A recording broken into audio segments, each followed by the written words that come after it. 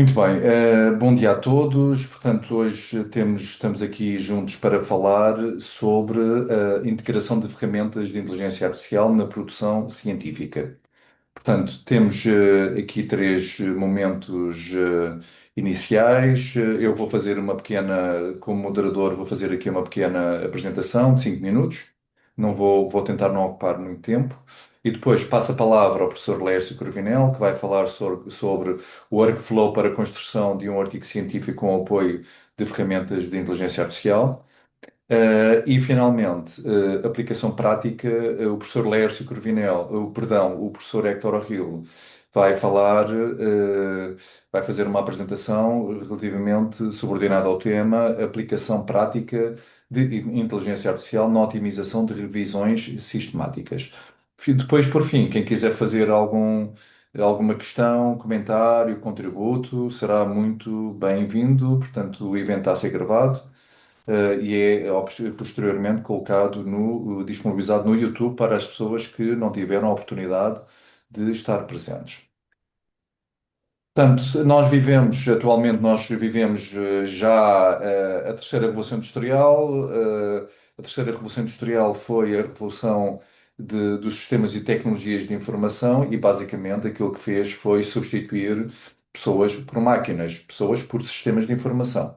Hoje em dia já estamos numa fase diferente. Estamos naquilo que se chama quarta revolução industrial, aquilo que nós estamos, digamos, os chavões da quarta revolução industrial já não é tanto sistemas de informação, precisamos deles também, mas o enfoque não está colocado aí. Já estamos num patamar diferente, falamos em robótica, inteligência artificial, Big Data, grandes quantidades de dados, e falamos internet das coisas, as coisas a comunicar em vez das pessoas a comunicar. Portanto, a internet já não é a internet das pessoas, é muito mais do que isso. Temos bilhões de dispositivos que comunicam entre si, trocam dados entre si, que geram grandes quantidades de dados. Por sua vez, utilizam depois inteligência artificial. Esses dados são processados utilizando inteligência artificial e, portanto, nós já não estamos na era da informação, que foi a terceira revolução industrial, onde nós entrávamos na internet e tínhamos grandes quantidades de informação e de dados. Hoje em dia estamos na quarta revolução industrial, que é a era do conhecimento. O que é o conhecimento? É a informação certa, dada à pessoa certa, no momento para. Peço desculpa, mas eu não estou a partilhar, eu não estou a partilhar a apresentação e vou fazê-lo. Por acaso, Já saiu. foi aqui um lapso meu, peço desculpa.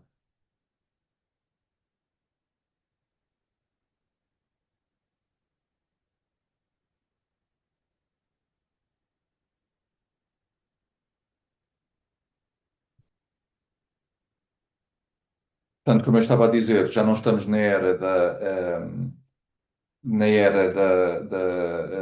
da informação, estamos na era do conhecimento. O que é a diferença entre informação e conhecimento? É que o conhecimento é a informação certa dada à pessoa certa no momento certo para apoiar uma tomada de decisão. Portanto, é muito diferente.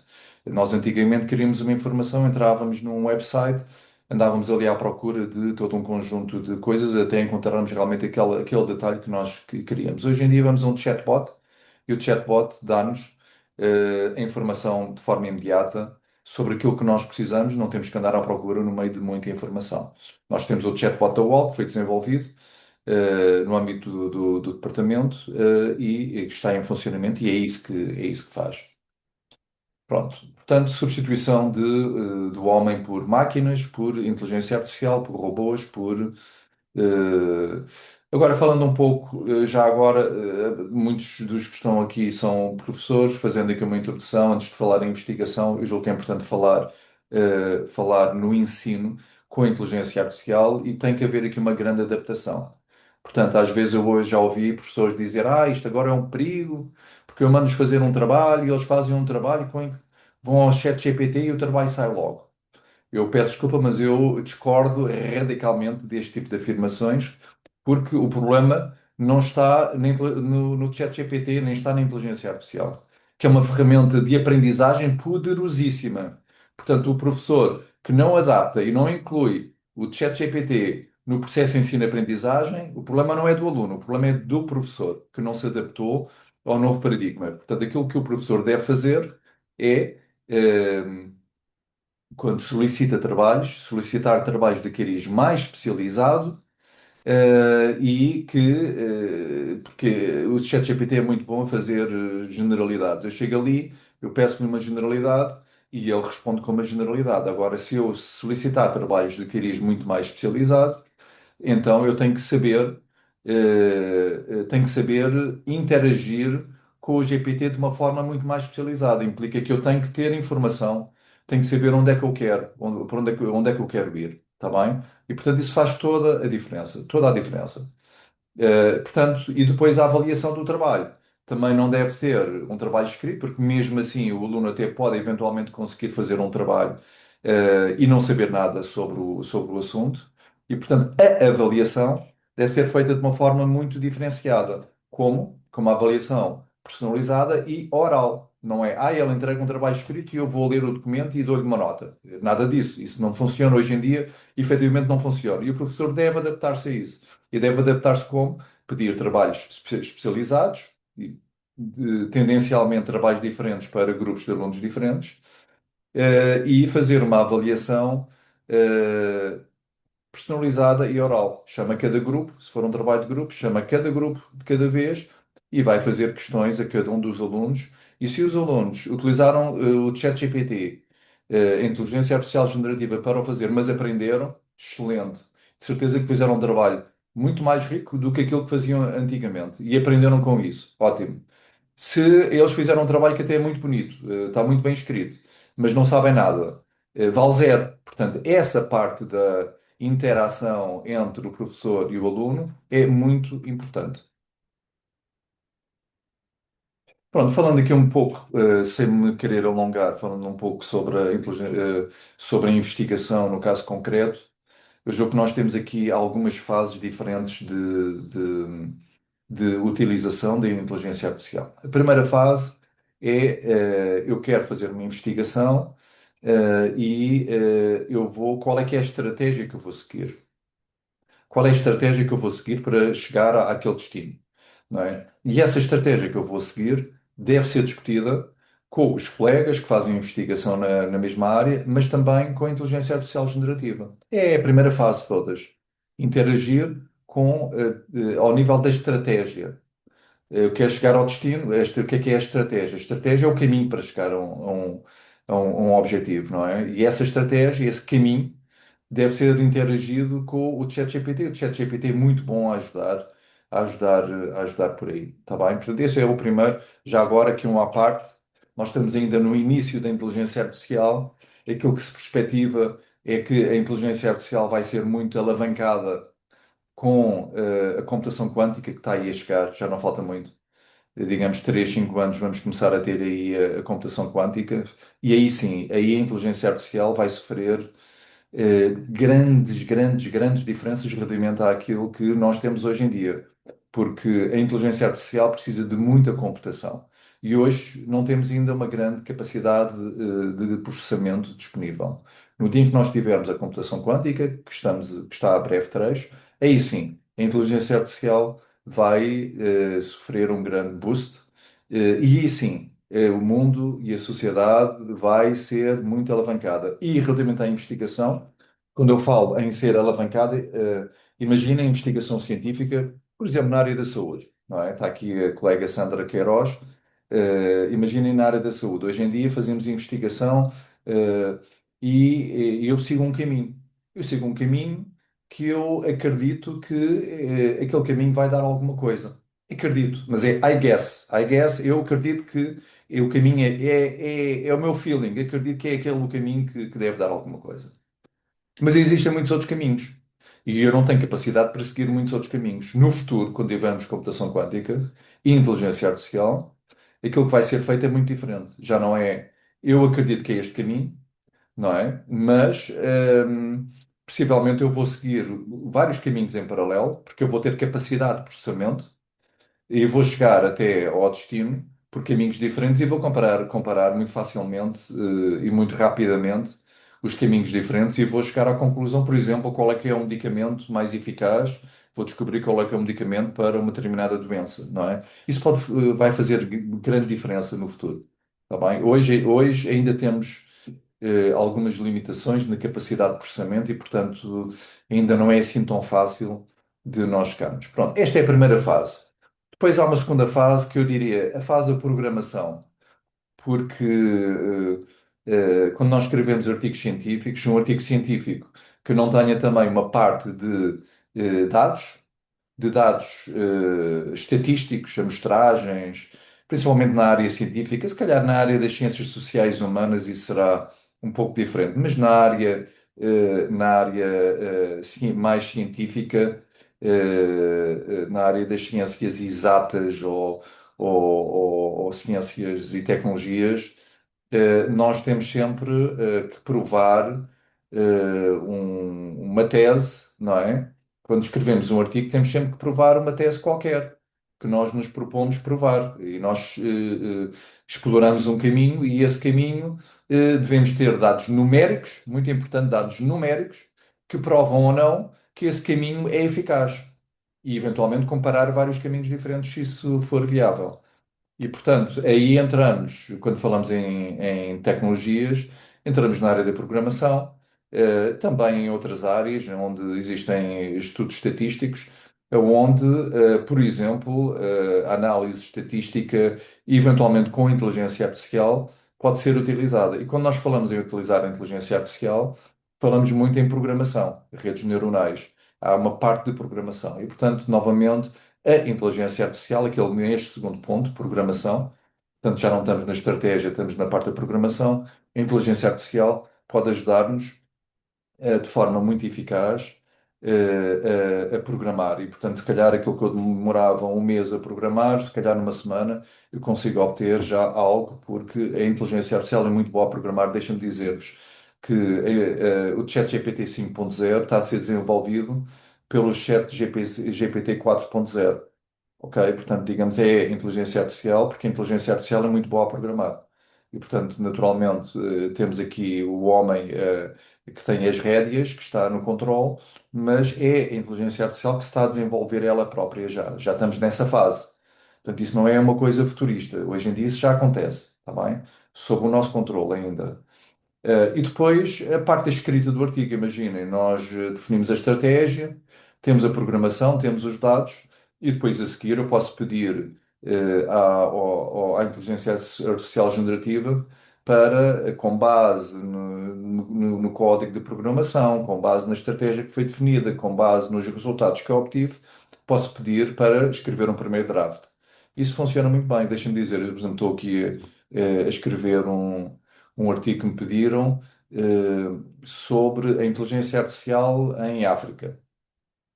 E eu estou a utilizar o ChatGPT. Basicamente aquilo que eu deixo-me partilhar-vos. É um artigo de jornal, pronto, não é um artigo provavelmente científico, mas é um artigo de jornal, mas ilustra bem. E basicamente eu escrevi os riscos gerais, os riscos africanos, as oportunidades da IA gerais, as oportunidades da IA em África, um enquadramento africano logo no início, uma introdução. E eu disse, faz isto, faz um enquadramento, coloca os riscos, coloquei os bullets, escrevi os bullets, os riscos gerais, os riscos particulares de África, as oportunidades gerais da IA, as oportunidades gerais da IA em África, com os bullets respectivos. Epá, e a inteligência artificial generativa encarregou-se de me fazer um primeiro draft que eu depois fui pedindo para acrescentar, acrescenta mais isto, acrescenta mais aquilo, isto resume mais esta parte, porque eu tenho limitações de caracteres. E portanto, a minha interação, eu não vou perder tempo com a vírgula e com o ficar aquilo bonito, porque o GPT faz essa parte portanto, acelera bastante o meu trabalho. Estão a ver? E hoje em dia é muito bom, podemos realmente fazer, até depois, imaginem que vocês escrevem um artigo, um paper para uma conferência, um conference paper, 5 páginas, e depois a seguir, a partir do paper, querem fazer uma apresentação. Colocam, arrastam o paper para o GPT e escrever qualquer coisa como resumo, faz um resumo deste paper em 12 slides em inglês, indicando onde devo colocar cada figura e cada equação. que consta no paper, em que slide é que eu devo colocar cada figura e cada equação. E ele faz, e faz-me um primeiro, não é que saia perfeito, mas sai, logo facilita-me muito o trabalho, faz-me ali um primeiro draft que eu depois vou refinando, está bem? Pronto, eu não vou gastar mais tempo, agradeço a atenção, vou ficar aqui como moderador e vou passar a palavra ao meu estimado colega, professor Lércio Corvinel, que estamos todos ávidos por ouvir aquilo que ele tem para nos dizer. Obrigado. Obrigado, Mário. Muito importante essas primeiras reflexões. Vou passar a compartilhar a minha apresentação, que é esta. Ok, tá toda a gente a ver a apresentação, certo? Então, vamos lá. Bom dia a todos. Então, com muito gosto, vos damos as boas-vindas. Este é o webinar sobre um tema cada vez mais relevante. Eu pediria ao professor Mário que desabilitasse o microfone dos participantes que ainda têm habilitado. Obrigado. Estou a procurar isso, a ver se está alguém e vou fazer isso. Ok, obrigado. Portanto, este tema cada vez mais relevante é, naturalmente, no meio acadêmico e científico, é o uso da inteligência artificial no apoio à publicação científica. Como sabem, a curto e médio prazo, as pessoas não vão ser substituídas pela inteligência artificial, mas sim por pessoas que sabem trabalhar com a inteligência artificial. É um consenso mais ou menos generalizado. Vivemos num momento de transformação acelerada. As ferramentas que são baseadas em inteligência artificial estão mais ou menos omnipresentes no nosso cotidiano.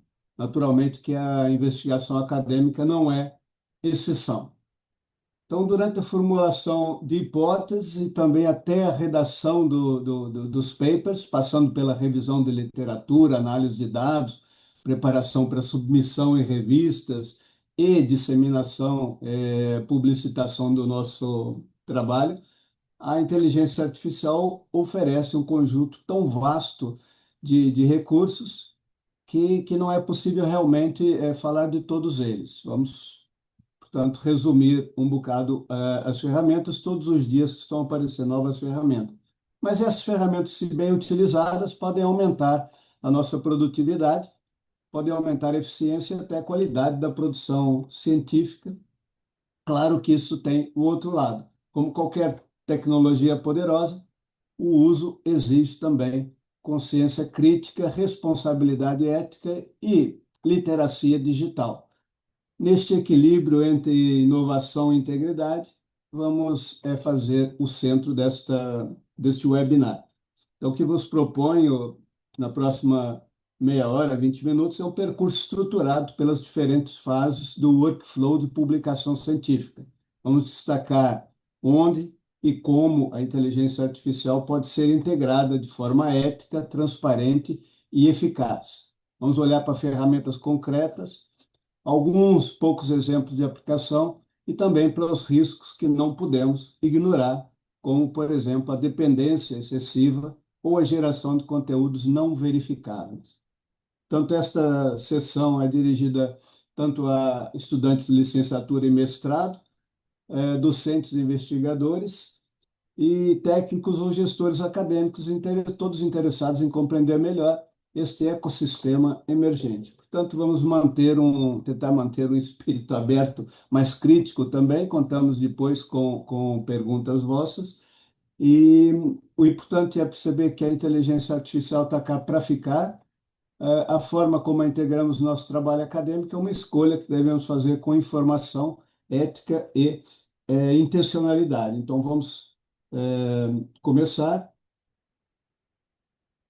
aqui com este slide de objetivos. Portanto, antes de entrarmos no conteúdo, os objetivos são apresentados uma visão clara e estruturada de como é que a IA pode ser utilizada para o processo de publicação científica, para apoiá-lo. Muitas vezes ouvimos falar de IA em termos muito gerais. O que é que significa na prática aplicar ao conjunto completo de investigação? O segundo objetivo é dar-vos a conhecer um conjunto de ferramentas específicas, úteis e já disponíveis Um parênteses aqui, a apresentação está em inglês, não há hoje em dia problema nenhum em traduzir isso, não é? Mas está em inglês exatamente para se destinar a um público mais alargado. O segundo objetivo, então, é este conjunto de ferramentas específicas úteis e já disponíveis, podem ser integradas em diferentes momentos do trabalho, desde a geração de ideias, revisão bibliográfica, até a redação, submissão, divulgação de artigos. Essas ferramentas, obviamente, se bem utilizadas, vão poupar muito tempo, organizar ideias e também, se bem organizadas, se bem utilizadas, podem elevar a qualidade do nosso trabalho. Não menos importante, vamos refletir sobre os riscos e limites desse tipo de apoio. A IA é uma ferramenta poderosa, mas não é neutra, não é? Nem está isenta de falhas. Nesta sessão, vamos falar de ética, responsabilidade e a importância de mantermos a autoria humana no centro da produção científica.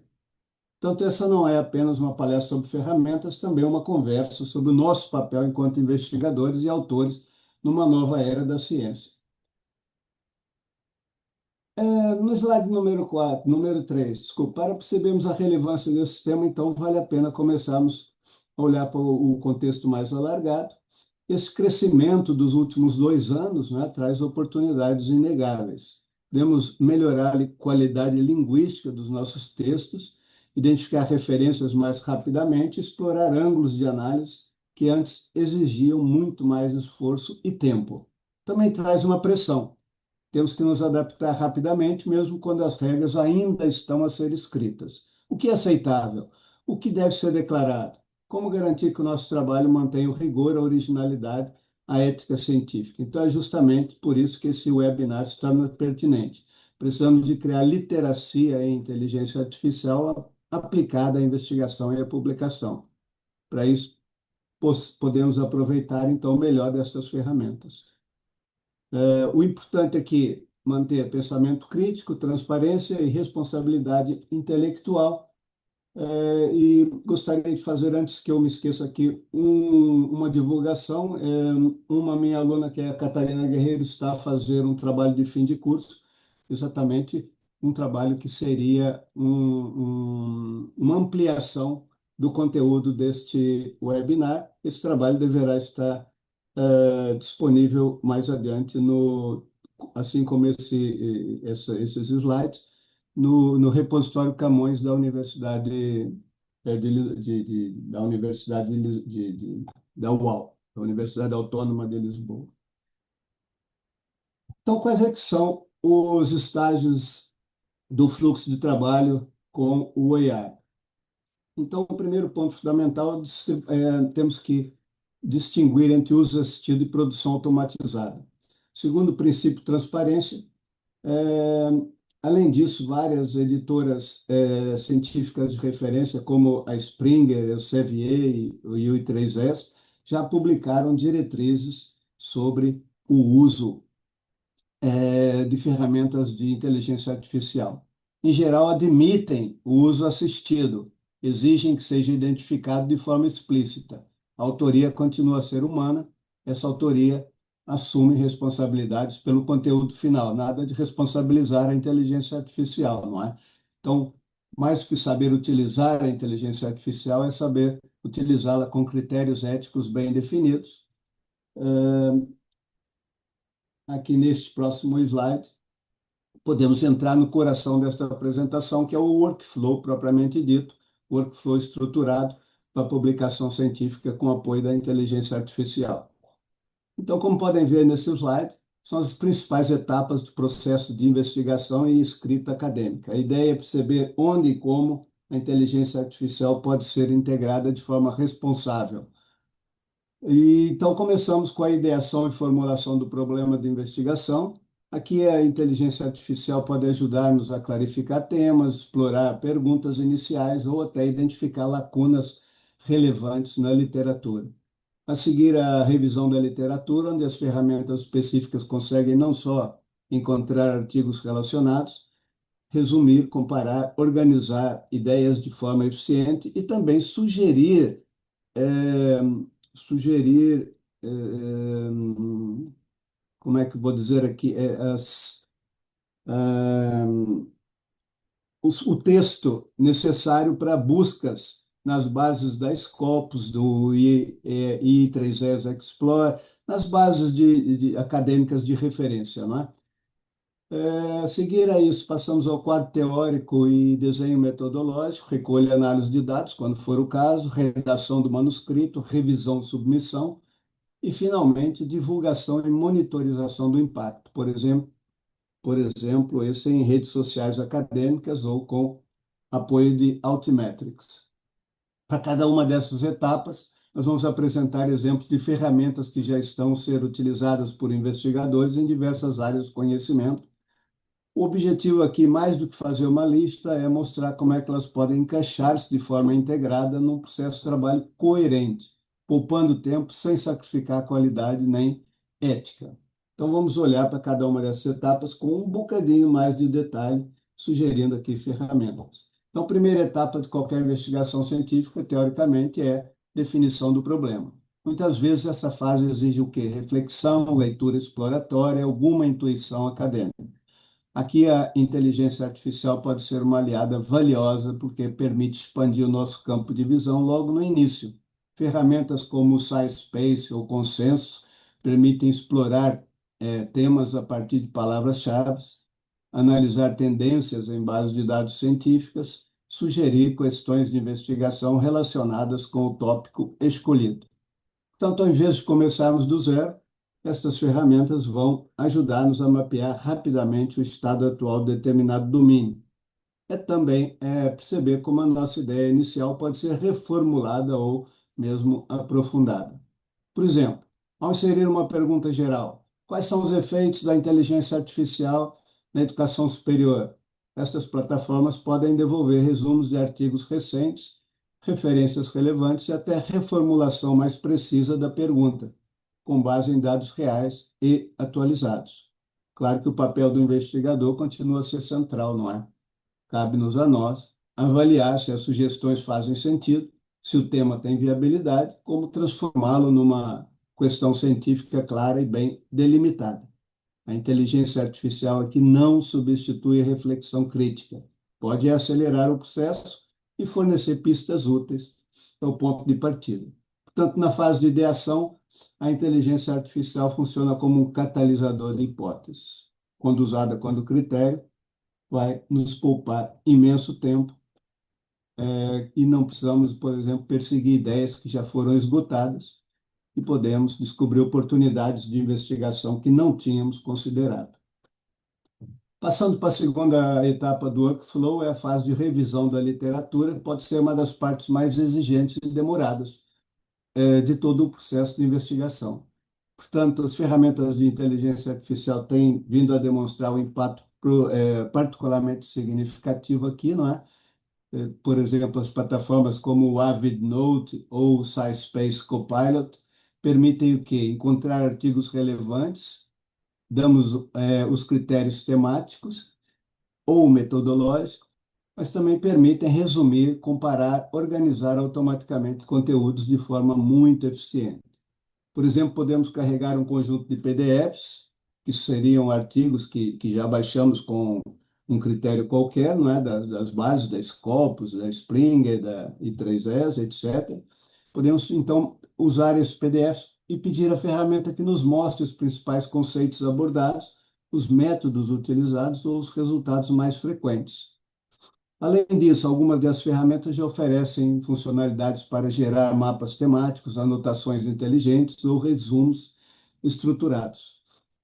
Além disso, algumas das ferramentas permitem também fazer um chat com os PDFs carregados. Mas essas ferramentas não substituem a leitura atenta nem a análise crítica que cabe ao investigador, que fazem reduzir a carga mecânica da pesquisa, ajudando-nos a manter o foco naquilo que importa, que é interpretar, relacionar e argumentar com base em fontes fiáveis. Ou seja, a revisão assistida por inteligência artificial não é uma revisão superficial.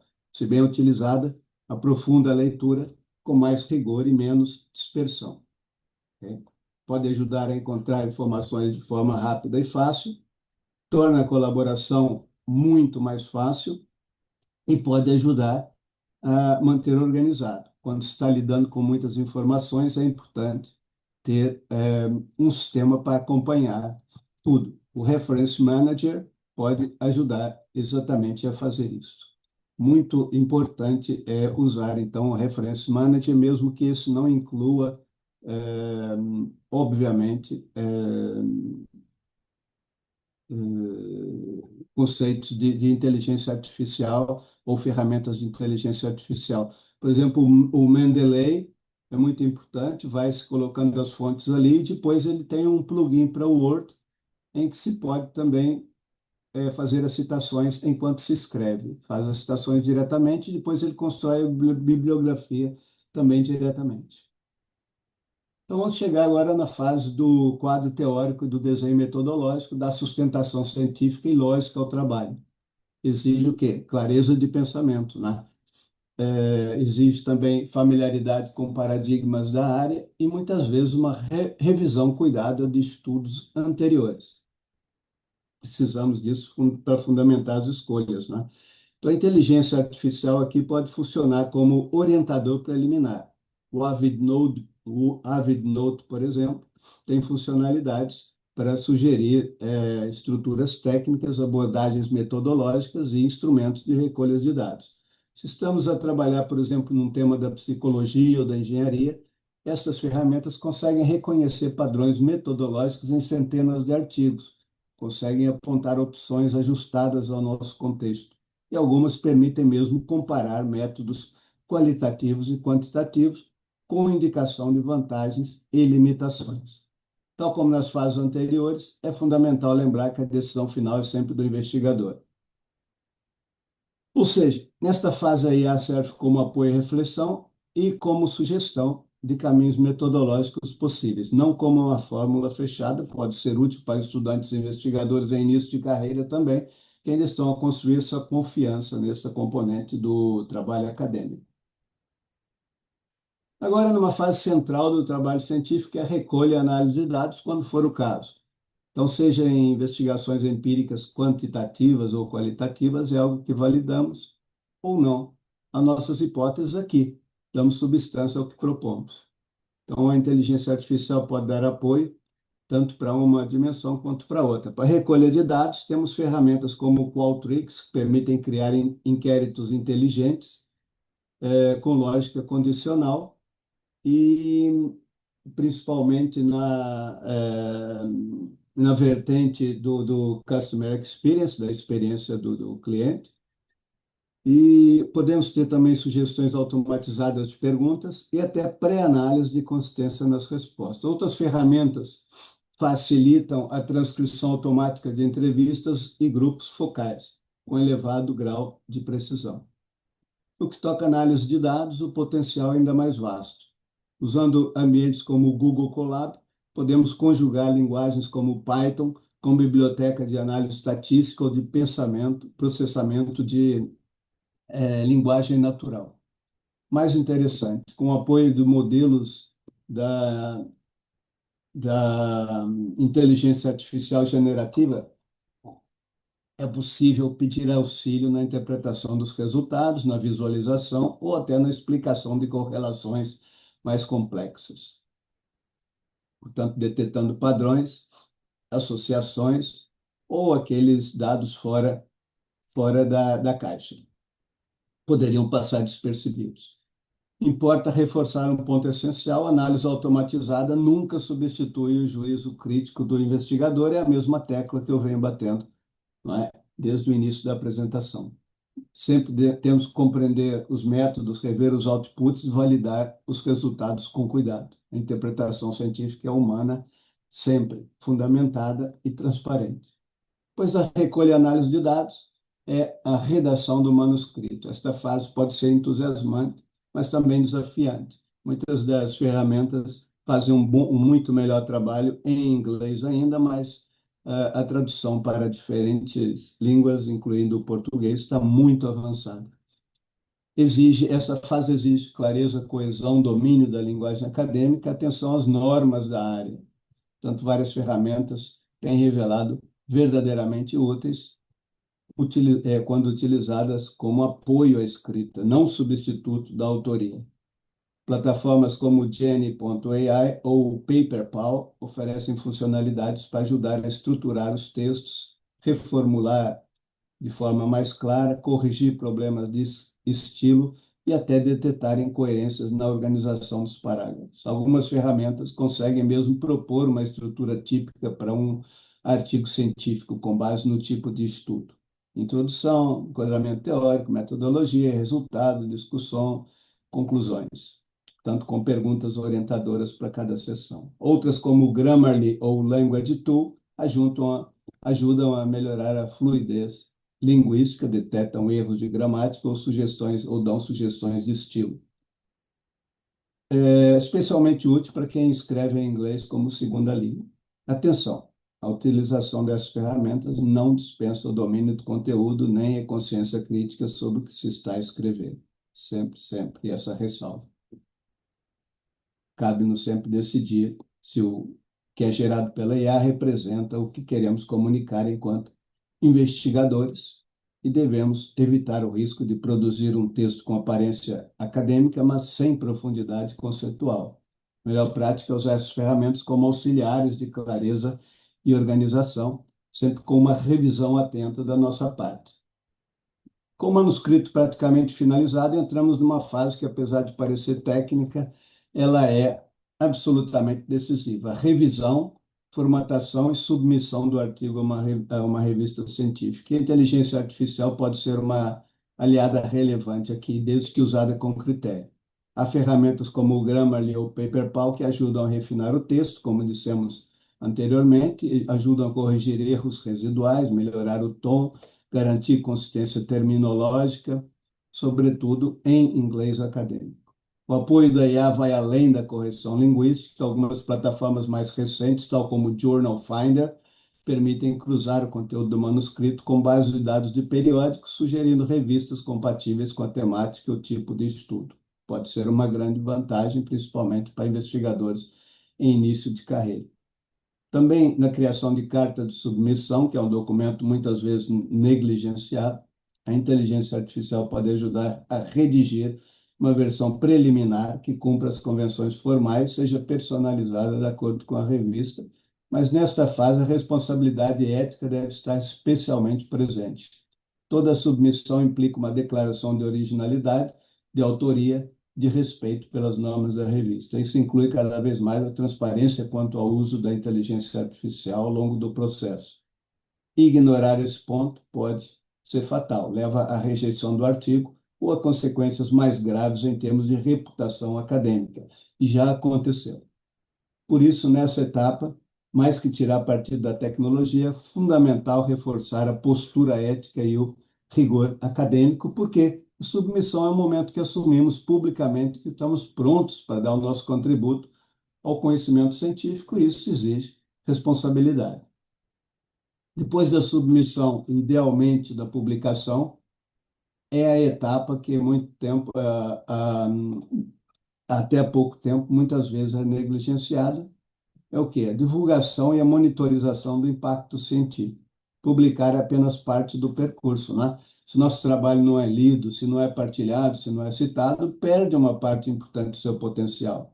É aqui que a inteligência artificial, as tecnologias podem ajudar a amplificar o alcance do nosso contributo acadêmico. Ferramentas tal como o SciSpace oferecem apoio na criação de resumos visuais e explicações simplificadas para públicos não especialistas. Ok? Eu tenho, por exemplo, um vídeo sobre esta apresentação.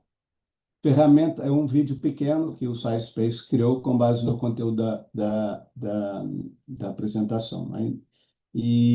Portanto, outra plataforma, tal como o Avid Note podem partilhar excertos comentados, acompanhar quem está a consultar os nossos textos e até interagir com outros investigadores. Também essas funcionalidades podem ser combinadas com redes sociais acadêmicas como o ResearchGate ou academia.edu, posicionando melhor o nosso trabalho dentro da comunidade científica, numa perspectiva de divulgação. Além disso, existem ferramentas de Altmetrics, tal como o PlumX ou o Altmetric Explorer. São ferramentas que analisam não apenas citações, mas também menções em blogs, redes sociais, notícias, documentos políticos. Ajuda-nos a perceber o impacto real, multidimensional da nossa investigação. Claro que a divulgação deve ser feita com responsabilidade e autenticidade. A IA pode sugerir resumos, palavras-chave ou modelos de vídeos explicativos. Devemos garantir que a mensagem está correta e bem alinhada com o conteúdo original. Okay? Portanto, sempre usar com intenção, ética e consciência crítica. Os riscos e desafios, não é? Entre os riscos e desafios do uso da inteligência artificial como aliada da publicação científica, naturalmente, lembramos da alucinação de conteúdos, ou seja, quando a inteligência artificial inventa fatos, referências bibliográficas ou dados plausíveis, mas completamente inexistentes. Portanto, o fenômeno é muito grave na escrita acadêmica, onde a confiança na fonte é essencial. Outro problema sério é o viés algorítmico, que as ferramentas são treinadas com grandes volumes de dados, mas esses dados, muitas vezes, refletem desigualdades teóricas, preconceitos culturais ou padrões científicos dominantes. Sob um olhar crítico, corremos o risco de reproduzir ou até amplificar estas distorções involuntariamente. Também há uma coisa que se chama erosão de competências. Quando delegamos demasiado na IA, podemos comprometer nossa capacidade de pensamento crítico, análise e escrita, e isso é um risco silencioso, mas real. Há questões naturalmente relacionadas com privacidade, a gestão de dados sensíveis e uso de ferramentas sem saber onde os nossos conteúdos vão ser armazenados ou reutilizados. Em suma, a IA pode potenciar o trabalho acadêmico, mas coloca-nos dilemas técnicos e desafios éticos. Cabe-nos enfrentar com maturidade. Estratégias de mitigação. A primeira e mais eficiente abordagem é aplicar o princípio de Pareto, 80-20, no uso de inteligência artificial. 20% daquilo que pedimos à ferramenta deve ser o conteúdo. 80% devem ser as restrições, os critérios e os contextos que vamos definir. Portanto, em vez de dar um comando genérico, como escreve um resumo sobre sustentabilidade, devemos especificar o público-alvo, extensão, nível técnico, fontes e pontos a evitar. Tá? Portanto, para orientar a inteligência artificial e reduzir o risco de erro ou de conteúdo inadequado. Outra boa prática, combinar o uso da IA com verificação manual sistemática. Sempre que sugerir uma citação, um número ou uma afirmação factual, devemos validar essa informação em fontes acadêmicas credíveis. Também é recomendável usar ferramentas específicas de detecção de plágio e geração artificial de texto, tal como o Turnitin ou o GPT-0, antes da submissão dos trabalhos. Essa verificação vai ser feita pelas editoras, naturalmente, então temos que garantir que o conteúdo mantenha um grau aceitável de originalidade e autoria humana, mesmo que tenha sido assistido pela inteligência artificial. Por outro lado, as instituições acadêmicas devem ou deveriam adotar políticas claras, consistentes sobre o uso da inteligência artificial através de formação contínua e espaços de reflexão ética. Finalmente, um ponto central que é a transparência. Sempre que usamos inteligência artificial num trabalho acadêmico ou científico, devemos declarar este uso de forma clara, seja na introdução, nas notas metodológicas ou numa sessão específica. Essa prática reforça a confiança na integridade do trabalho, previne mal-entendidos com orientadores, avaliadores ou revistas científicas. São estratégias simples, mais eficazes. Recomendações finais. A inteligência artificial, naturalmente, já faz parte do presente da investigação científica e aumenta a produtividade, aumenta a organização e até a qualidade dos trabalhos, desde que usada com consciência crítica. Vimos exemplos concretos de ferramentas úteis. Infelizmente, não consigo, devido aos constrangimentos de tempo, mostrar ou demonstrar estas ferramentas, mas sempre podem contatar-me mais tarde com qualquer dúvida que tenha. E também reconhecemos que esses ganhos não vêm acompanhados de risco, portanto, falamos de vieses, de geração de conteúdos falsos, dependência excessiva, né? Necessidade de proteger dados sensíveis. E usar a IA como um atalho, não como um atalho, desculpe, usar a IA não como um atalho. mas como um apoio. A tecnologia pode acelerar processos, mas a qualidade, o rigor e a ética continuam a depender de nós. Pensamento crítico, originalidade e autoria são insubstituíveis. É isso que nos distingue como investigadores. Portanto, recomendo que cada um de vocês explore as ferramentas apresentadas e outras com curiosidade, mas também com sentido de responsabilidade. Que testem, avaliem, integrem, né? Contribuindo assim para uma cultura de utilização consciente da inteligência artificial. Eu agradeço muito a vossa atenção, convido-vos, se tiverem interesse, a continuar essa conversa num contexto institucional, nos vossos departamentos, ou através de iniciativas colaborativas dentro da universidade. Depois da apresentação do meu colega Hector, vamos ter a hipótese de fazer aqui uma sessão de perguntas, mas eu queria ainda dizer que estes slides que vão parar ao repositório do Camões tem 4 slides extras. How to detect AI-generated text without tools. Portanto, como detectar o conteúdo gerado por AI. E depois o outro é as ferramentas propriamente ditas para detectar esse texto gerado pela AI, estratégias para evitar ser sinalizado pelos detetores de AI e limitações das ferramentas de detecção de AI. É tudo. Muito obrigado.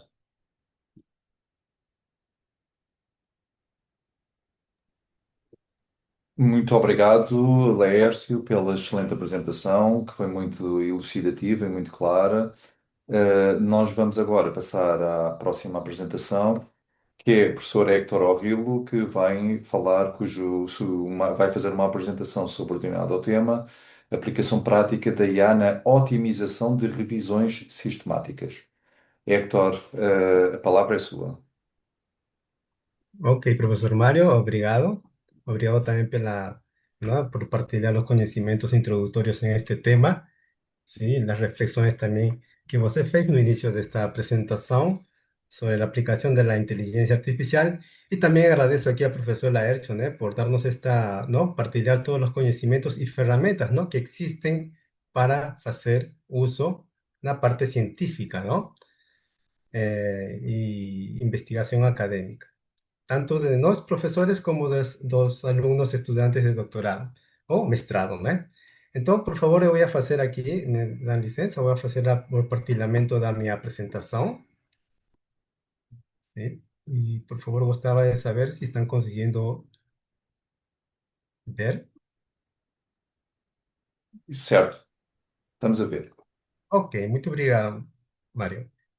Então, eh, ahora vamos aquí a ver la aplicación práctica de algunas herramientas de IA para las revisiones sistemáticas, ¿sí? Entonces, nuestro roteiro da presentación va a ser la siguiente, ¿no? Vamos a hablar un poquillo sobre revisión sistemática y vamos a hablar de las herramientas específicas, ¿no? que vamos a utilizar para hacer este proceso, ¿sí? Aquí tenemos el Research Rabbit app, que es una herramienta de IA, ¿no? para procura de fuentes bibliográficas, ¿no? Sea artigos, sea libros, sea disertaciones, sea tesis, ¿no? También vamos a usar el Sotero, que es una herramienta para organizar, ¿no? Y almacenar todas esas fuentes bibliográficas que encontramos, ¿sí?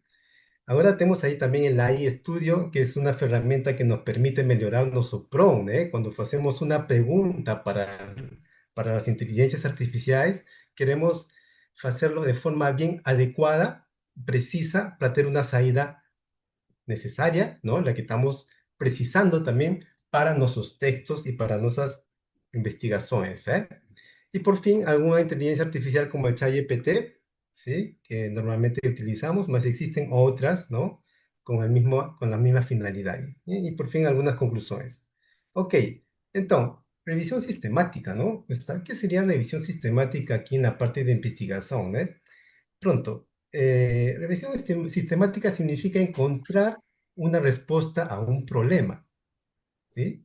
De forma práctica, digamos así, ¿no? Por ejemplo, quiero saber cuál es el carro más económico que puedo comprar, ¿no? Para utilizarla en la ciudad. ¿Será de gasolina? ¿Será híbrido o será eléctrico? ¿no? Entonces nos vamos a estar procurando, vamos a investigar, ¿no? Fuentes confiables, ¿sí? Los mejores estudios, ¿no? De las grandes montadoras. Vamos a analizar todo eso, vamos a organizarlas, vamos a almacenarlas y después de un análisis vamos a tener alguna conclusión, ¿no? Entonces, ese proceso de análisis sobre la resolución de un problema es una revisión sistemática, ¿eh? Entonces, aquí vamos a continuar. Más así, tenemos una gran cantidad de archivos, ¿no? Que podemos encontrarlas en grandes bases de datos, ¿sí? Más si tenemos esos archivos, por qué sería necesaria una revisión sistemática, ¿no? Sea, ya tenemos la información, mas entonces, ¿por qué quiero hacer una revisión sistemática, ¿no? Como tinha explicado para vocês, es para exactamente eso, ¿no? Porque la revisión sistemática nos permite, primeramente, colectar, como dice ahí, organizar y analizar críticamente, ¿no? Todos los estudios sobre ese tema, ¿no? Sobre el problema, ¿ok? Entonces, nos va a permitir, ¿no? Ver diferentes abordajes de diferentes autores, ¿no? Con diferentes metodologías también para resolver ese problema, ¿ok? Entonces, eso de ahí existen muchas producciones científicas de investigación que nos vamos a encontrarlos en diferentes áreas, ¿no? Sea de medicina, ¿eh? Por ejemplo, cuál sería la mejor forma de reducir el impacto del Alzheimer, ¿no? Entonces, eso podría ser una revisión sistemática, ¿no? De todas las fuentes médicas para ver cómo hacen, ¿no? Algunos autores van a decir, vamos a hacer de esta forma, otras de otra forma, y eso es lo que vamos a analizar y después tirar nuestras propias conclusiones, ¿ok? Entonces el proceso, digamos así en resumen, va a ser el siguiente, disculpe, busca y colecta de archivos, organización de esos estudios, ¿sí? La extracción de información de esos estudios también, ¿no? Y por fin la presentación y análisis de los resultados, ¿ok? Entonces, ¿cómo entra aquí la IA, La IA puede acelerar el proceso, ¿no? Más por ahí la lógica y el pensamiento crítico, ¿no? Continúa a ser responsabilidad de NOSA, ¿no? De los profesores investigadores, de vocês alumnos de mestrado y doctorado, y cualquier investigador, ¿no? Entonces, eso es importante referir, ¿ok? Entonces, primeramente, ¿cómo vamos a encontrar esos archivos? Entonces existen una grande lista de bases de datos, coloqué aquí algunas, ¿sí? Por ejemplo, el Google Scholar, que realmente el Google, este Sachi es ustedes van a encontrar una grande gama de informaciones de archivos, ¿sí? De diferentes bases de datos. Aquí yo coloqué un link para que ustedes puedan después accesar, ¿no? Más pronto, aquí yo fui clic y aquí ustedes van a poder accesar, ¿no? Por ejemplo, aquí, como ya se dice, vamos a procurar sobre inteligencia artificial en la educación, ¿no? Entonces procuramos, ¿sí? Y como ustedes ven, ¿no? Van a tener aquí una grande cantidad ahí de base de datos, por ejemplo, aquí de la I3C, ¿sí? Tenemos de la Science Direct, ¿no? Algunos artículos van a estar disponibles, algunos otros no, ¿no? Entonces, caso no estén disponibles, tal vez un investigador precisaría de una cuenta institucional, ¿no? Para poder accesarlos, ¿sí? Más pronto, este es un ejemplo de una base de datos que normalmente utilizamos, ¿no? Para la pesquisa, ¿sí? Después tenemos el cielo, ¿sí? Que es una otra grande base de datos. Tenemos otra, por ejemplo, I3C, que está más específica para computación, para ingeniería y para tecnología, ¿no? Y tenemos también aquí Springer, Wiley y Ciencias Direct, ¿no? Que ya son más especializadas para medicina, para ciencias, para ciencias naturales, para todo tipo de área, ¿ok? Entonces, ahí están los links y después ustedes van a conseguir accesar. Con certeza algunos de ustedes ya conocen, ¿no? Y pronto, por ejemplo, el Cielo y el Google Académico, ¿no? Permiten acceso gratuito, ¿no? A los archivos, cuando siempre estén disponibles, ¿no? Ya los otros tal vez precisen como falei, ¿no? Una cuenta institucional, ¿no? Y pronto, aquí tenemos también aquí el BION, ¿no? Remote Access, que ustedes también consiguen accesar con su cuenta institucional para grandes bases de datos, ¿no? Ahí también está el link. Ok, entonces, sin más, voy a aquí a presentar un video, ¿no? Que voy a demostrar, ¿no? Con las herramientas que ya presenté aquí en el inicio, ¿no? De inicio al fin, una aplicación práctica de las herramientas para la realización de una revisión sistemática, ¿ok? Entonces, fiz un pequeño video aquí porque usted sabe cuando usted ejecuta, ¿eh? Una actividad en una herramienta, a veces demora un poquillo, ¿no? Entonces, yo no quería aquí, gastar o tempo nisso, ¿no? Y yo hice un video que voy a partilhar con vocês en este momento, ¿sí?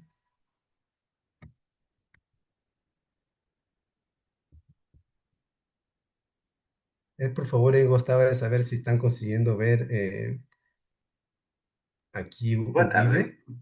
Sou Heitor. Estamos a ver o slide. Só vemos a apresentação, não vemos o vídeo. Ok, ok. Então, voy a fazer aqui. Um momentinho, por favor.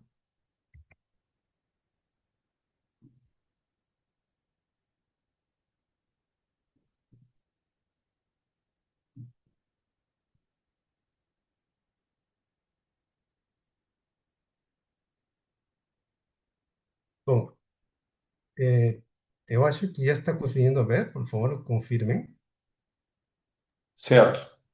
Sim. Ok, muito obrigado. Muito obrigado. Então, aqui vamos a ver este processo que tenho explicado. Ok? Vai demorar uns minutos, mas eu tentei cortá-los para que tenha uma, aproveitar o tempo, ¿no? Que temos restante. Rorillo. Y hoy vamos a hablar sobre la aplicación práctica de las herramientas de IA, la optimización de revisiones sistemáticas. ¿Sí? Para esto vamos a seguir 4 etapas. La primera etapa que va a ser la busca y colecta de los archivos a través de Research Rabbit, ¿sí? Una IA free. Segunda etapa, almacenar y organizar los archivos de forma eficiente. Vamos a hacer eso con el Sotero. Aquí tenemos su link. La tercera etapa va a ser crear prompts para extraer informaciones, ¿no? De todas esas fuentes bibliográficas que hemos obtenido. Vamos a utilizar aquí el IS Studio, este Linky. Y la cuarta etapa vamos a presentar y analizar los resultados, ¿no? A través del chat GPT. Vamos a colocar prompts optimizados para obtener las salidas que nos estamos precisando, ¿no? Ok. Vamos a accesar entonces al Research Rabbit.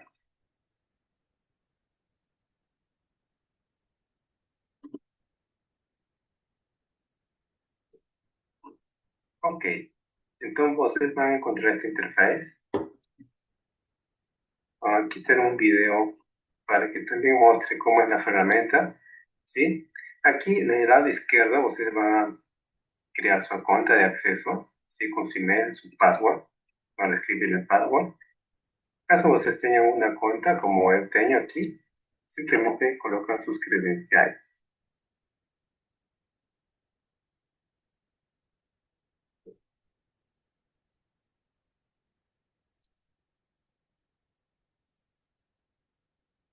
Ok, entonces van a encontrar una interfaz mediante con esta, ¿no? He modificado aquí nuestras colecciones para poder crear nuevas colecciones, nuevas categorías, ¿sí? Va a poderse conectar con el Sotero, que es la herramienta para almacenar, conectar y organizar nuestras fuentes bibliográficas encontradas en nuestras bases de datos tradicionales. Entonces aquí, por ejemplo, ustedes pueden, vamos a hacer aquí un ejemplo de crear categorías. Aquí yo tengo una categoría llamada IANA Investigación Científica. Tengo aquí también otra categoría IANA Ética. ¿Sí? En cada categoría tengo una colección. En este caso aquí tengo una colección IANA Ética Transparencia. Entonces, ¿cómo se hace esto? Es fácil. Simplemente ustedes van a colocar aquí nueva categoría, por ejemplo, ¿no? Aquí ustedes digitan la categoría que ustedes quieren crear. Por ejemplo, ya, digamos, uy, ¿no? La categoría está creada. Acá, pican esta lado izquierdo, lateral izquierdo. ¿Sí?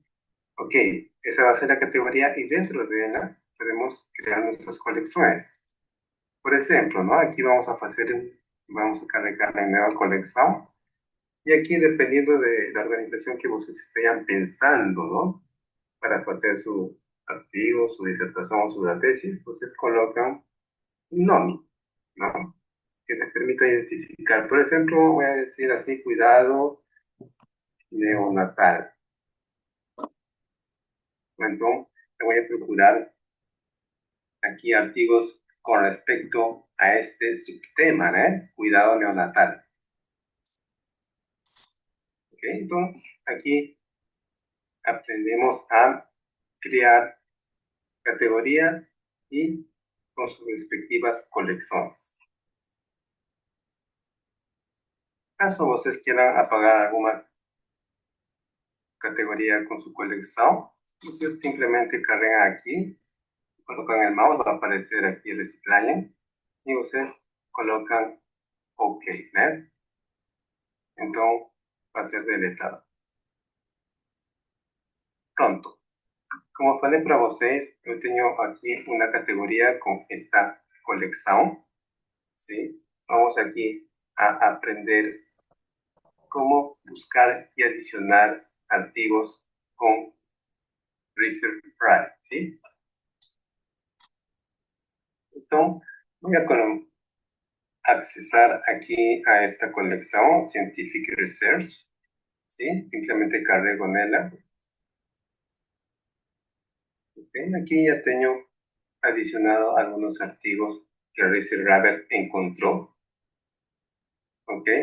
Mas vamos aquí a ver exactamente lo que nos da información, ¿no? Esta herramienta, ¿no? Entonces, si cargamos aquí, por ejemplo, en este primer estudio, vamos aquí a ver, ¿sí? Algunas informaciones como el autor, el título, ¿sí? Igual aquí, si cargamos en el otro, vamos a ver los autores. Clicamos aquí o cargamos aquí para ver todos los autores, ¿no? El título. Está disponible aquí un resumen con su PDF, por ejemplo, ¿no? Y aquí, como ustedes ven, esta herramienta nos permite encontrar trabajos similares, ¿sí? A esta fuente, ¿no?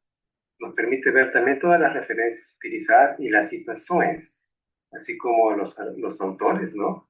Los nombres de los autores y algunas sugestiones de autores relacionados con este tema específico. ¿Ok? Entonces ustedes pueden cargar aquí y que van a ver los trabajos similares a ese artículo, ¿no? Entonces pueden inclusive listarlos de acuerdo a su relevancia, ¿sí? Si son recientes, ¿no? Y después el primer autor de AZ, último autor. Y vamos a crear aquí, ¿no? Una lista con los más recientes, ¿no? Entonces vemos que tenemos aquí el primero. Si ustedes cargan aquí, ustedes van a ver aquí en una lista de grafos, ¿no? ¿Dónde está ubicado él? ¿No? Te da una idea de cómo está ubicado, en qué línea, ¿no? Está, inclusive te da el nombre del autor y te darán. Si por ejemplo vayamos aquí al siguiente artículo, usted va a ver también que él está localizado, ¿sí? Aquí Scott, el nombre del autor, ¿sí? Aquí vamos a colocar un poquito hasta aquí para ver el título. Scott, como dice aquí, ¿no? Vamos a ver todos los autores. El título, el acuano, ¿sí? Aquí tenemos también, ¿sí? Este artículo, ¿no? Entonces, ustedes pueden ver, localizar cada uno de esos trabajos relacionados con el principado, ¿eh?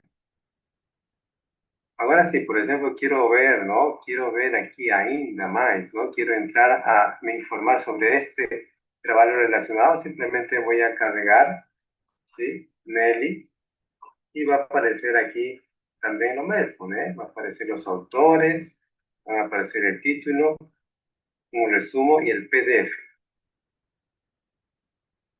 Ustedes están viendo que es como una árvore, ¿no? Que se va extendiendo basado en un trabajo principal, ¿no? Entonces, podemos ver que también tenemos trabajos similares con este segundo artículo, ¿sí? De Oliver.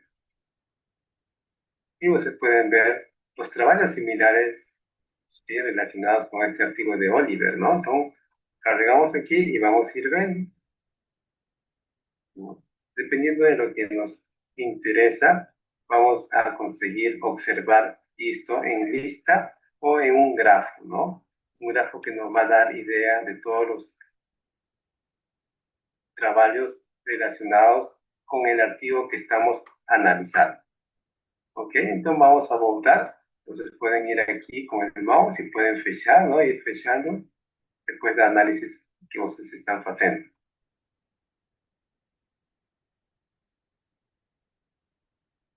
Caso ustedes quieran adicionar algún trabajo a esta colección, simplemente ustedes van a hacer aquí, ¿no? Adicionar paper. ¿Sí? Y aquí ustedes van a colocar, ¿no? Exactamente el título, si ya saben el título de algún archivo, el DOI, lo van a procurar por palabras llaves, ¿no? Entonces eso ya es libre para ustedes pesquisar. ¿Sí? Voy a colocar, por ejemplo, a ver, voy a pesquisar en el pasado, ¿sí?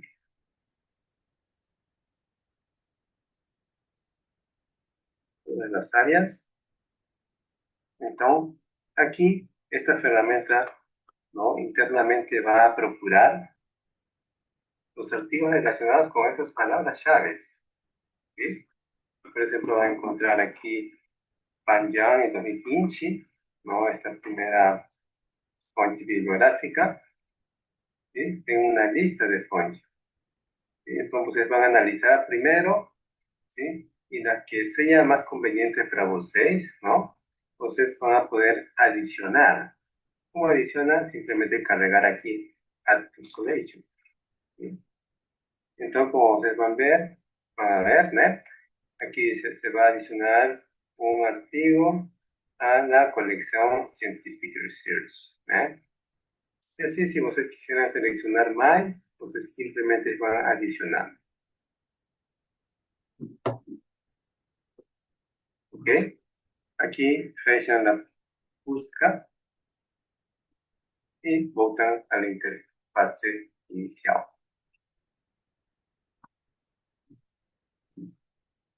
Caso quieran deletar alguna fuente, simplemente van pegando un rato, ¿no? Y va a aparecer, ¿no? El chis aquí y deletan, ¿no? Van deletando lo que ustedes hayan conveniente deletar, ¿no? Ok. Lo bueno de esto es que si un coautor, ¿no? del archivo que ustedes están redigiendo, ¿no? Quiere obtener, ¿no? También esta lista de fuentes, ustedes pueden hacer el siguiente, ¿no? Ustedes pueden cargar aquí en estos tres puntos y ustedes van a conseguir, ¿sí? Hacer varias cosas, renomar, duplicar o deletar esa colección, ¿no? Más también ustedes van a poder hacerla pública, inclusive ustedes van a poder, como para ustedes, ¿no? Enviar para el email del coautor, ¿no? Del artículo, ¿no? Aquí colocan simplemente el coautor y lo envían, ¿no? Entonces el coautor va a recibir también esta base de datos que ustedes tienen creado. Otra funcionalidad muy importante es que si su coautor ten feito también una colección de archivos, por ejemplo, no Zotero, y usted quiere obtener también esa, ¿no? esa fuente de archivos, usted simplemente puede conectarse con el Zotero y obtener esa base de datos, ¿sí? ¿Cómo hacemos eso? Voy a explicar a continuación. Entonces, ustedes pueden aquí, ¿no? Cargar en Additional Paper y aquí tengo un ítem donde dice Connect to Zotero, ¿no? Entonces, ustedes van a cargar aquí y va a aparecer aquí la interfase del Zotero, ¿ok? Claro está que si ustedes no tienen una cuenta en el Zotero, ustedes van a tener que crearla, ¿ok? Neste caso, eu já tenho uma conta, coloco minhas credenciais e faço um login nela. Eu acredito que seria melhor crear una conta, ¿sí? De tal forma que ustedes en cualquier parte, ¿no? Que estén en trabajo, en casa, ¿no? Ustedes puedan acceder a todas esas bases de datos que tienen obtido, armacenado, activos, ¿no? Entonces, de cualquier computador ustedes van a acceder, ¿no? Sería bom hacer esto. Por tanto, yo tengo aquí mi cuenta, ¿sí? Voy a hacer ese login.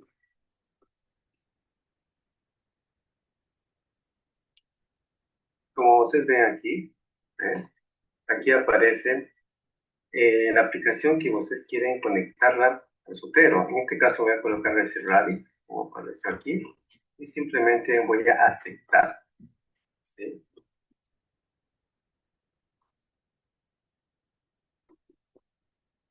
Como ustedes ven aquí, está apareciendo que está realizada la conexión con suceso, ¿ok? Entonces, ustedes cuando van a votar al Reset Rabbit, ustedes van a tener ya una conexión con Zotero, ¿sí? Otra función importante es que si ustedes quieren, ¿no? Distribuir las colecciones en sus categorías, pues simplemente pueden arrastrar. Por ejemplo, esta categoría, esta colección que está creada, ¿no? Yo puedo arrastrar y colocarla en cualquiera de las dos categorías creadas anteriormente, ¿no? Entonces voy a colocarlo aquí, por ejemplo, en IA analítica, ¿no? Arrastro, solto y ustedes van a ver que la colección fue adicionada a esta categoría IA analítica.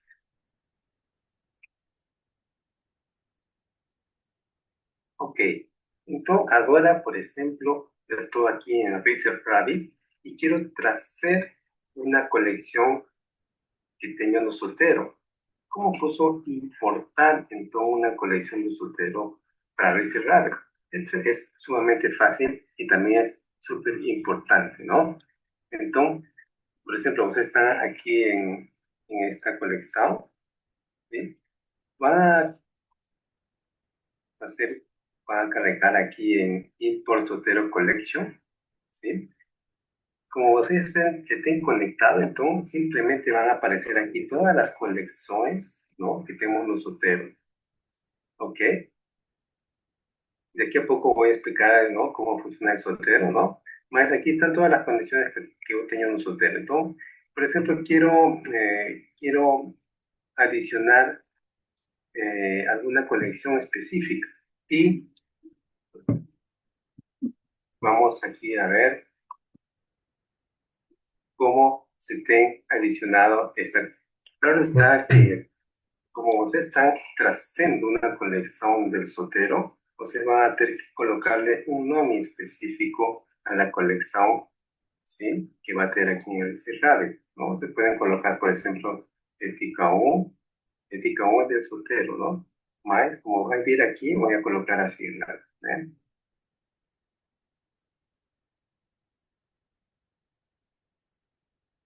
Ok.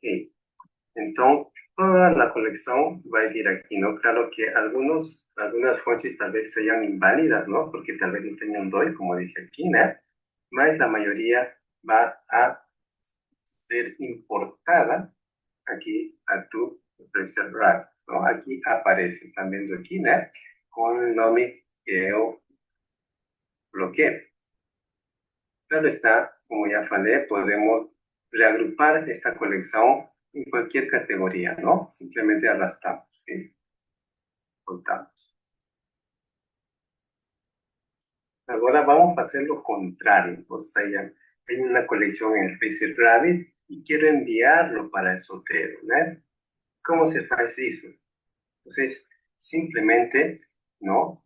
Está en la colección, por ejemplo, aquí en ética un Rabbit o cualquiera de las otras, por ejemplo, cuidado neonatal. Imaginen que estamos aquí en cualquier colección, ¿sí? Vamos a hacer esto, ¿no? Vamos aquí a cargar en Zotero, vamos a sincronizar con Zotero, carregamos, y aquí ustedes van a dar un nombre respectivo, ¿no? Que va a ter en el Zotero, ¿no? Entonces, normalmente voy a colocarle, ¿no? El Zotero va a aparecer así, ¿no? Voy a saber que es una colección que viene de Rabbit, ¿no? Aquí dice que fue creado con éxito esa colección no Zotero.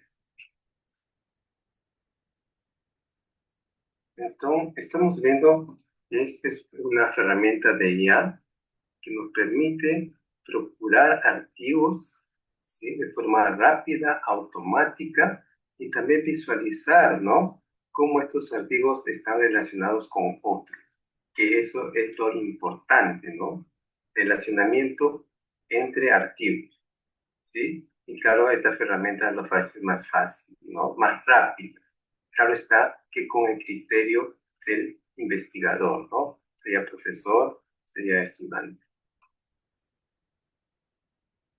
Es importante también referir que en una revisión sistemática, usted no solo analiza uno o dos archivos, ¿no?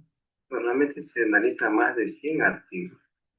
Y esta herramienta nos permite hacer eso, ¿no? Almacenar toda esa cantidad de archivos para después hacer un análisis con ayuda tal vez de otra herramienta, ¿no? Por ejemplo, el ChatGPT. Más, ustedes saben que el ChatGPT para analizar, ¿no? Para procesar la información obtenida por el Research Rabbit, ¿no? Esa información tiene que estar en un formato específico, ¿sí? Normalmente es formato CSV. Entonces, el Research Rabbit también nos permite hacer esto, ¿no? Entonces, esta colección, por ejemplo, ¿sí? La vamos a bajar, ¿no? Vamos a hacer el download, esta colección en este formato. ¿Sí? Entonces simplemente cargan aquí y ustedes van a ver que se va a almacenar, ¿sí? Va a hacer download. Después ustedes pueden utilizar, ¿sí? Como vamos a utilizarlo en el cuarto paso.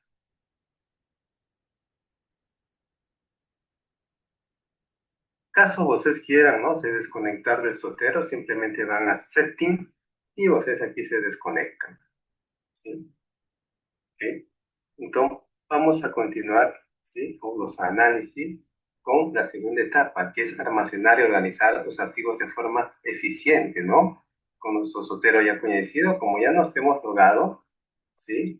Aquí, primeramente, ustedes van a tener que, ¿no? Que no tengan el Zotero instalado, pueden instalarlo, ¿no? Haciendo el download aquí, ¿sí?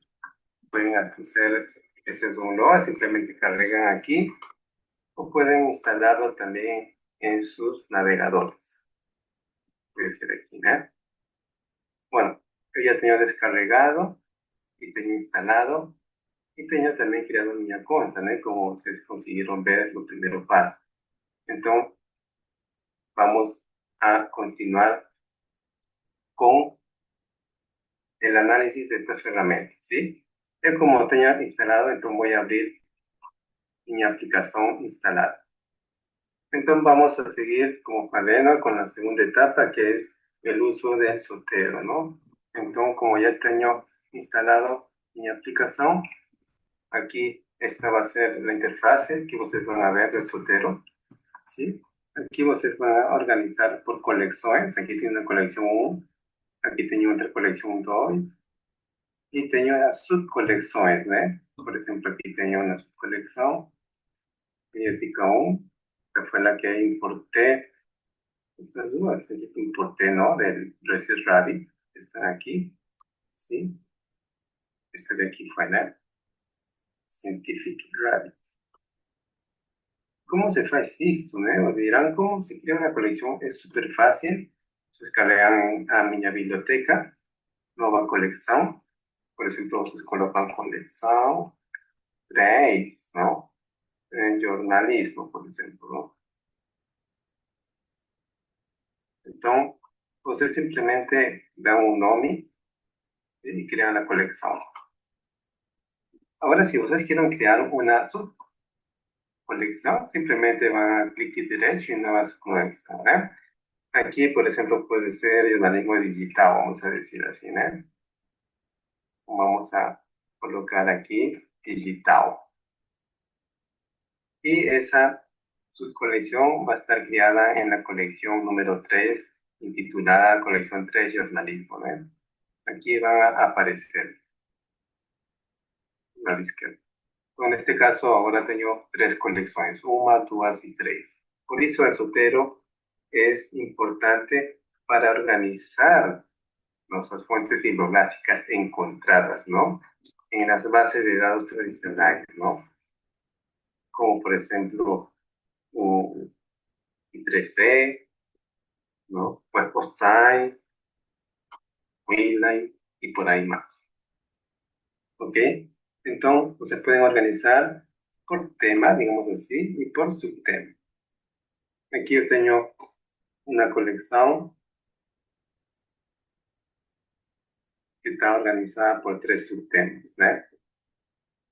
Es fácil también, por ejemplo, hacer la gestión de estas colecciones, ¿no? Podemos moverlas, podemos copiarlas, podemos remover, ¿no? Simplemente haces clic derecho y aquí você escolhe la opción adecuada. Ahora, ¿cómo que nós conseguimos adicionar, ¿eh? Adicionar esas fuentes a nuestras colecciones? Bueno, también es súper fácil. Simplemente ustedes van aquí, en el área superior. Ustedes van a colocar aquí, por ejemplo, adicionar anexo. Y ustedes van a conseguir, cargando aquí, adicionar o anexo o archivo que ustedes tengan encontrado, ¿no? Entonces, haciendo clic aquí, ustedes adicionan el archivo, van a su pasta, ¿no? De su computador y van adicionando, ¿no?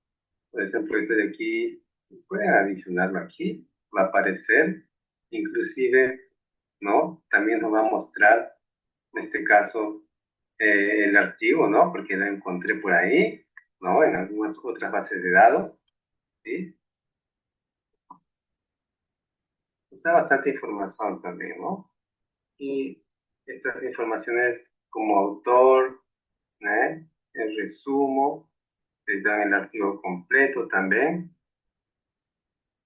Y es importante hacer eso, ¿no? Caso você quieran accesar, disculpe, adicionar otra fuente, simplemente van y van adicionando, ¿no? Ustedes van adicionando, también es fácil adicionar, ¿sí?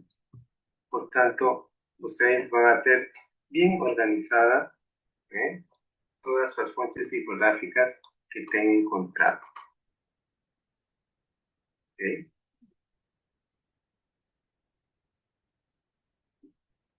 Como tinha referido anteriormente, también tenemos, ¿no?, que enviar en un formato específico para el ChatGPT.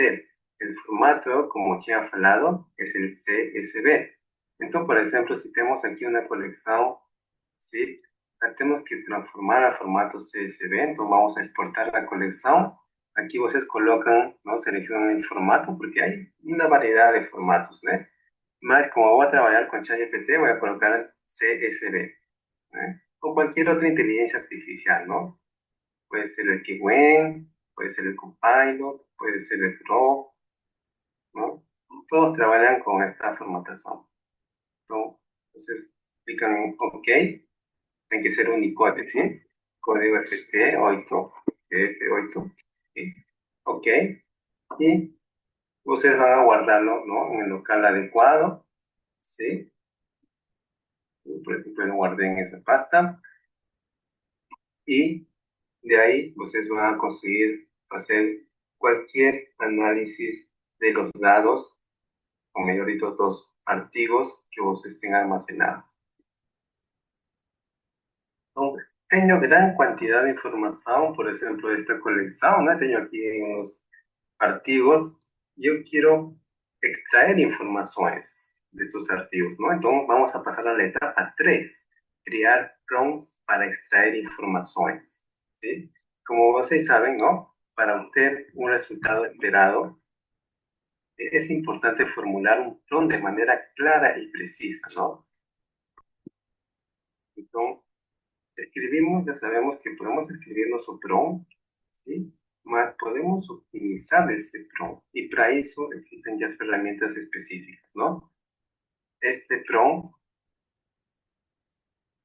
puede ser optimizado a través, ¿no?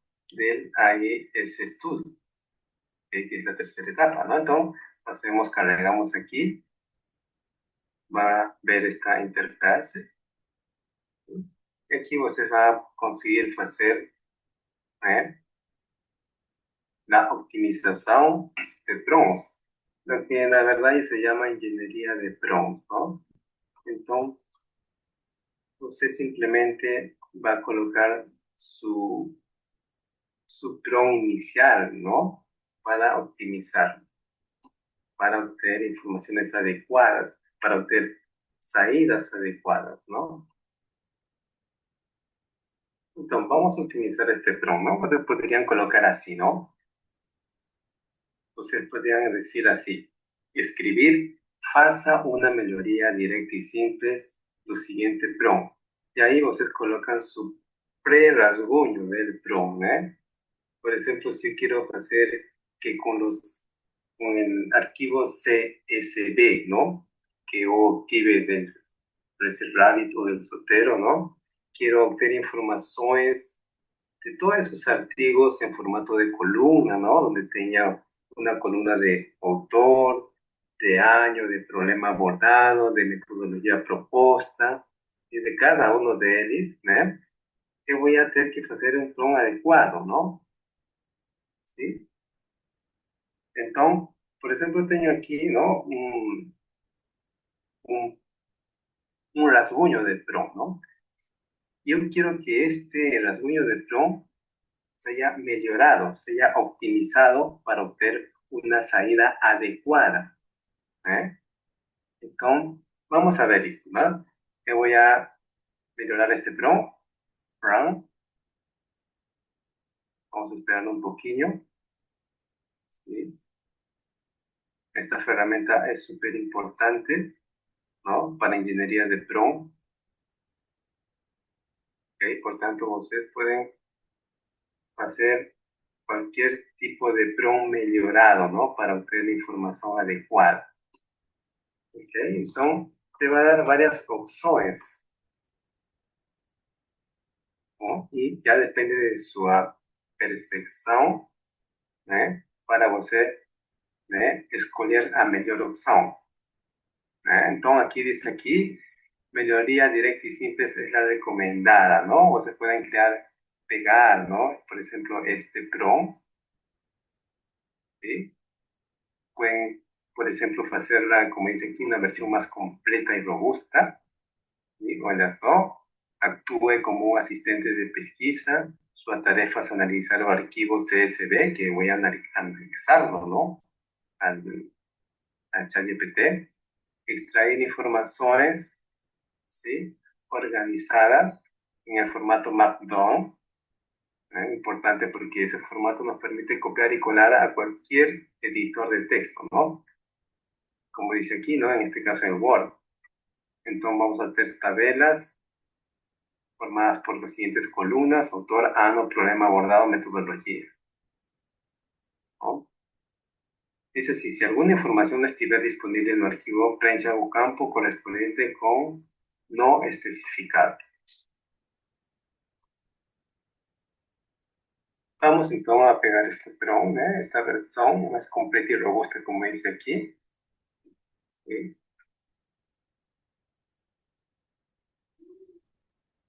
Y vamos a colocarla aquí en nuestro ChatGPT, que sería ya la cuarta etapa. Y ya estamos en la etapa de presentar y analizar resultados, ¿no? Entonces yo adicioné el fichero, ¿no? .csv, ¿no? Que fue exportado desde el Zotero. También puede ser el CSV exportado desde el Rabbit, ¿sí? Cualquiera de los dos. más tenemos aquí el prompt ya optimizado, ¿no? Vamos a ver qué es lo que nos da por resultados. ¿Sí? Poco a poco van llegando los resultados aquí, como fue pedido, un prompt adecuado. Estamos viendo que nos está presentando en una tabla con los autores en una columna, o ano, un problema abordado en la metodología, ¿no? Entonces, esto de aquí es todos los archivos que fueron analizados en ese fichero, ¿no? .csv. Claro está que pueden ser más, ¿no? Ya depende de su pesquisa, la respectiva pesquisa que ustedes están haciendo. Entonces, esta herramienta ChatGPT o cualquier otra inteligencia artificial, ¿no? Pues el Grok, como ya tinha falado, que bueno, ¿no? Cualquiera de esas que existen. ¿Sí? Tenemos aquí un resultado de una tabla linda, organizada y pronta para ser transferida, ¿no? Como lo pedí, ¿no? Para cualquier editor de texto, por ejemplo, Word. Entonces, copia la tabla y la pega en un documento Word, ¿sí? Mas vamos a continuar aquí analizando estas informaciones que tenemos organizado en esta tabla, ¿sí? Entonces, esta sería la etapa número 4 y final, ¿no? A presentar y analizar resultados. Porque tenemos una tabla para, más queremos analizar alguna cosa de ella, ¿no? No podemos colocar nuestro prompt, cualquier prompt que nos permita hacer un análisis más detallado, ¿no? Por ejemplo, vamos aquí a decirle que considere la tabla aquí encima, ¿no? Y que verifique si en los artículos que tenemos en esta tabla se identifica una abordaje, sea cualitativa o cuantitativa, ¿no? Identificando también la técnica que puede ser especificada y empleada en cada artículo, ¿no? Y vamos a decirle así, por ejemplo, también que haga ¿no? un texto destacando las principales tendencias de investigación en la área, ¿sí? En que están, ¿no? En este caso sería la área de privacidad, ¿no? ¿Ok? Entonces, aquí se puede escribir un prompt, como hemos hablado, ¿no? Para analizar la etapa de análisis de estos resultados, ¿no? Entonces, vemos aquí lo que hemos hablado y vamos a ver ahora el resultado, ¿no? Esto ya depende de cada investigador, de cada estudiante que quiera analizar, ¿sí? Los datos que han sido obtenidos en la tabla, ¿no? Entonces, están viendo aquí, él está dando más informaciones, ¿sí? Dice aquí, por ejemplo, que el primer artículo de Xu, es una abordaje cuantitativa, ¿sí? La técnica empleada es detección de anomalías basada en clustering, simulaciones de aprendizado federada, ¿ok? Entonces está analizando más, ¿no? De aquí nos podemos tener un criterio adicional para colocarlo en nuestro texto, ¿no? ¿Ah? Eso está feito con todos los archivos que tenemos adicionados, ¿no? ¿Ok? Y también nos pedimos aquí un pequeño texto, ¿no? Un texto sobre las tendencias de investigación identificadas. Y exactamente, ¿no? Nuestra herramienta de inteligencia artificial nos permite hacer ese texto, ¿ok? Aquí tengo feito un texto que habla sobre exactamente ese análisis, ¿no? Las tendencias. Cada una de estas 4 etapas que han sido presentadas en este video también pueden ser utilizadas de forma autónoma, independiente, ¿no? En la elaboración de artículos académicos, ¿no? De disertaciones y de tesis y de cualquier área de investigación, la verdad. ¿Eh? Entonces, yo quería, ¿no? Quería partilhar este conocimiento con Bosco, cómo hacer esta revisión sistemática de forma más rápida, ¿no? Con el apoyo de la inteligencia artificial. Espero que te haya sido útil. Y caso no tengan percibido algún detalle, siéntanse a vontade para rever o video. ¿Ok? Entonces, obrigado y hasta la próxima.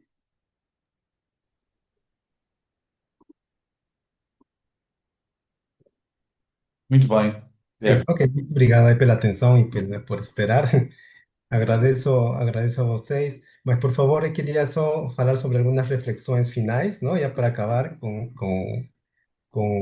mi presentación, era esto, ¿no? Exactamente queremos saber que primeramente, ¿no? Como ya te han referido el profesor Mario y el profesor Laercio, ¿no? Que la IA sí nos ayuda bueno, a hacer una grande cantidad de actividades, ¿no? En el caso de revisión sistemática, más también es importante esto, ¿no? Interpretar los datos por parte del investigador, ¿no? También la IA no piensa por nos, ¿no?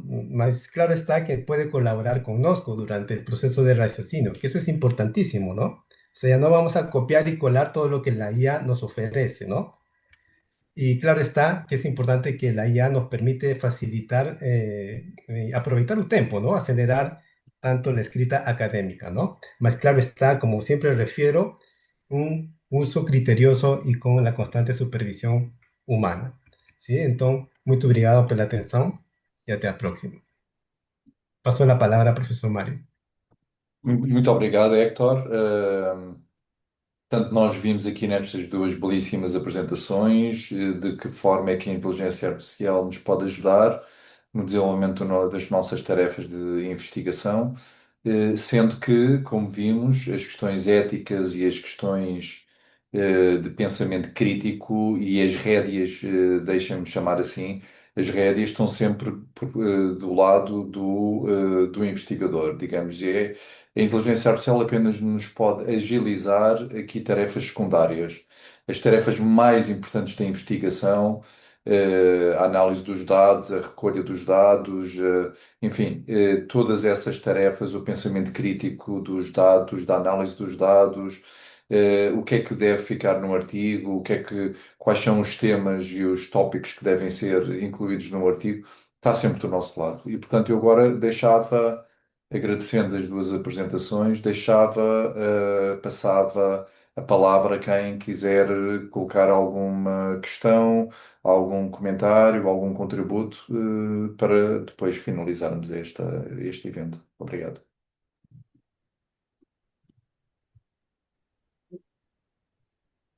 Posso, posso intervir? É só para primeiro agradecer a apresentação, agradecer a partilha das informações que são realmente úteis para quem faz investigação, para quem quer fazer uma escolha também criteriosa dos artigos e do seu material.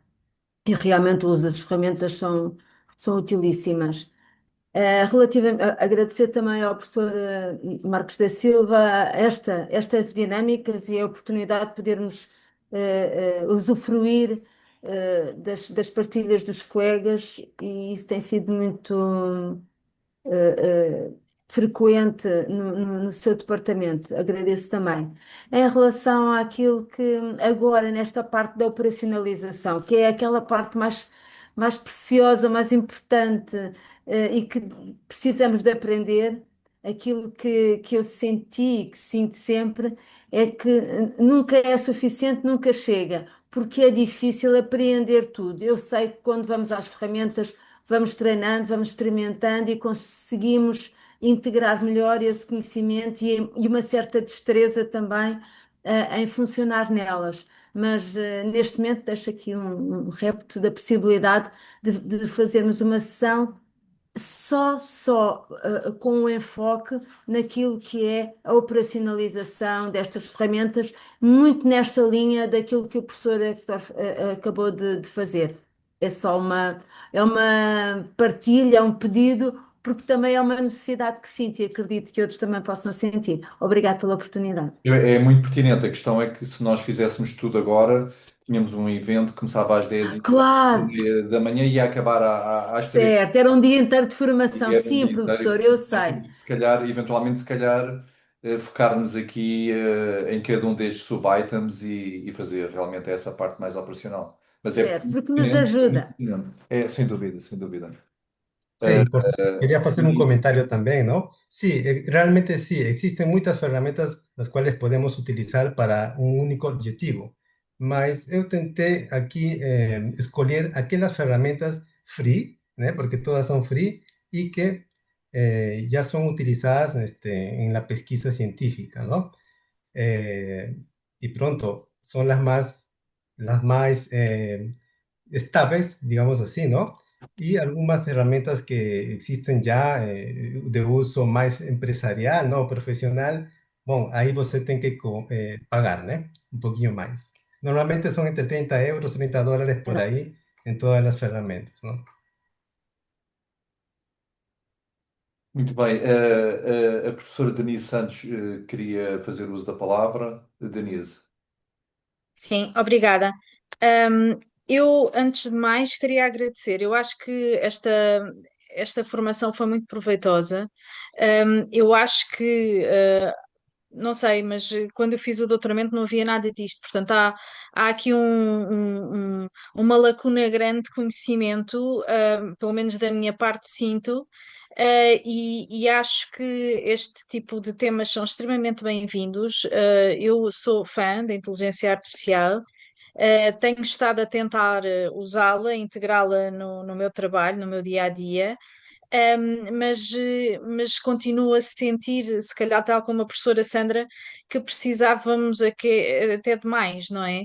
Portanto, deixo também aqui um apelo ao professor Mário Marques da Silva, que é ótimo nestas coisas, e que gosta de puxar por nós, fazer aqui um workshopzinho em que nos possamos sentar, se calhar na sala de computadores, e trabalhar todos um bocadinho a operacionalização de algumas das ferramentas que foram aqui partilhadas, porque este tema é tão importante, que eu acho que precisamos de mais.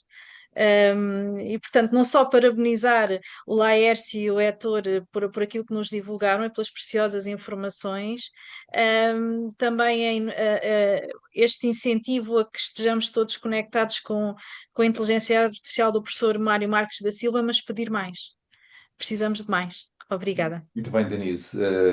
Registamos esse pedido de mais da Denise e da Sandra e acho que é muito pertinente realmente e vamos organizar outros eventos mais detalhados e mais operacionais. Só para referir também que isto é tanta informação que foi dada que o objetivo, com vista a nós podermos, e eu próprio vou fazer isso porque houve aqui também alguns detalhes que aprendi com os estimados colegas, que vou ver as gravações e para ver as gravações vamos disponibilizar a gravação deste evento, que vai ser colocado no YouTube. Basta pesquisarem no YouTube o nome do evento e apanham facilmente. E portanto é só pesquisar, em princípio amanhã já deve estar, para podermos ver com calma e experimentar e testar. E vamos pensar realmente na oportunidade de fazermos uma coisa, um workshop, não é? Onde possamos pôr em prática tudo isto. Mais alguma questão? Pronto, se não há questões, mais comentários, ficamos por aqui. Muito obrigado pela vossa presença, pelos contributos de todos, pela participação de todos, que enriqueceram este evento e vamos continuar juntos aqui, que é só o ponto de partida. Este é só o ponto de partida, não é o ponto de chegada, e vamos fazer mais coisas e vamos partilhar e contamos com os vossos contributos também. Muito obrigado e bom resto de dia, bom fim de semana que se aproxima. Obrigado. Obrigada. Chao. Obrigada.